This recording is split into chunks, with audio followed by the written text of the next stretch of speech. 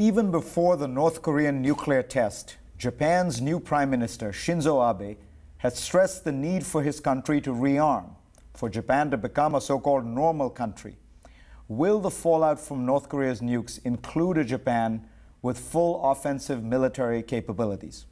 With us to discuss this is Yoshihisa Komori, editor-at-large of the paper Sankei Shimbun.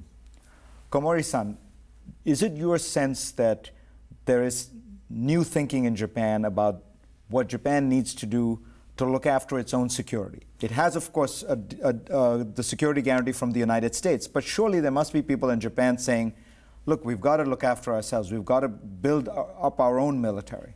Yeah, that sense is becoming more prevailing. And I could say probably the majority of Japanese feel that the new Prime Minister Abe is quite correct when he says that Japan has to fill up the so-called gaping holes in the national security mechanism, which is to defend itself. But it's wrong to portray his effort to be somewhat nationalistic or undemocratic or going on their own, because Japan, by way of constitution, we have a strong and exceptional constraint on our activities with regard to our self-defense and with regard to the cooperation for the international peacekeeping efforts. But does this rethinking include nuclear weapons? There has been some discussion in Japan about the issue of nuclear weapons. Japan is, after all, second richest country in the world. You have a huge civilian nuclear program. You could go nuclear very quickly in terms of weaponizing. Is there some thought to doing that? Well, if you define the thought or discussion with regard to nuclear weapons as an advocacy for Japan's nuclear armament, my answer is no. Nobody in the responsible position has ever advocated Japan's going nuclear. Constitutionally, it's be so much constraint and restraint, and in terms of the people's feelings, anti-nuclear sentiments. Remind you, we are the only nation on the face of the earth that suffered the nuclear consequence, devastating consequences. And that really remains as the main backbone of the thinking or feelings, at least on the part of the majority of the people. Now, when Abe confronts the situation of a North Korean nuclear test, do you think it is his view that this is a direct threat to Japan because they have tested missiles? On the other hand, this is a totally dysfunctional regime that cannot feed its own people. So how do Japanese think of North Korea?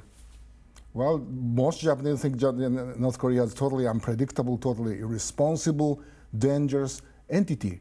Aside from this nuclear issue and missile issue, remind you what's been looming behind the minds of every single Japanese is this abduction. Innocent Japanese youngsters have been kidnapped by the North Korean government agents and were kept in North Korea for years and years, and that issue still has yet to be resolved. So that's the one issue that really goes to the hearts of most Japanese. And when they think of this, do they think of it in the context of the relationship with China? Japanese-Chinese relations have not been particularly strong. The last time Abe just met with his counterpart in China, which was the first time in 5 years. That's right. Is there a sense, could this bring the two countries closer together, or will it drive them further apart? I think that has already taken place to a certain extent. It's a sort of irony that when Mr. Abe was meeting with Mr. Hu Jintao, the news about nuclear explosion testing by North Korea came out. So that automatically put two leaders together on the same sides temporarily. But yet, I think there's a perception in Japan that China may be acquiescing this North Korean adventures undertaking, if not encouraging the rogue regime. So I think the Chinese leadership has to clear, for their own sake, that impression. I think that I find it here too in Washington.